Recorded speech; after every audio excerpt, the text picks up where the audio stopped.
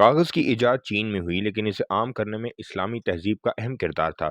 8ویں صدی میں مسلمان دانشوروں نے اس علم کو اپنایا اور یورپ سے پہلے ہی کاغذ کا وسیع استعمال شروع کر دیا۔ عربی لفظ رزمہ سے نکلنے والا رم آج بھی 500 صفحات کے پیکٹ کے لیے استعمال ہوتا ہے۔ اسلامی دنیا نے کاغذ سازی کے فروغ کو چین سے مغرب تک پہنچایا جس نے علم و تحریر کی دنیا بدل دی۔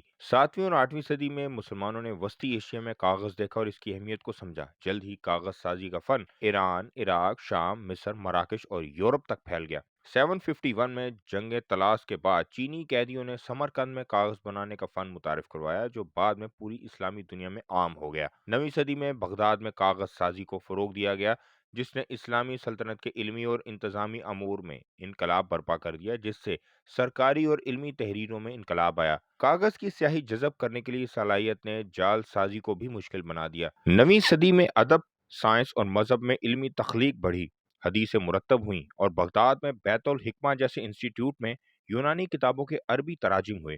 کاغذ کی بدولت اسٹیشنری کا کاروبار پھلا پھولا، کتب فروشوں کی دکانیں علمی مراکز بن گئیں اور ہندی و عددی نظام کا استعمال بھی آسان ہوا۔ دمشق میں کاغذ پر حساب کا نیا طریقہ متعارف کروایا گیا۔ شام میں کرسچنز نے بھی مسلم حکومت کے تحت کاغذ استعمال کرنا شروع کر دیا جس سے اس کی وسیع مقبولیت ثابت ہوئی۔ 9ویں صدی میں قاہرہ میں یہودی اور مسیحی بھی کاغذ استعمال کر رہے تھے جس کے شواہد قدیم تحریروں میں محفوظ ہیں۔ اسلامی دنیا میں الف لیلہ اور حدیث کی نادر کتابیں کاغذ پر مرتب ہوئیں اور مصر میں پپائرس کی جگہ کاغذ نے لے لی۔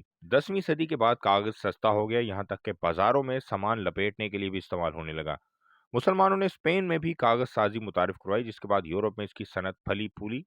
جرمنی میں 14ویں صدی میں قائم پہلی کاغذی مل نے پرنٹنگ پریس کے انقلاب میں بنیادی کردار ادا کیا اور یوں علم کی ترویج میں اسلامی سنہری دور کا اثر ہمیشہ کے لیے قائم رہا۔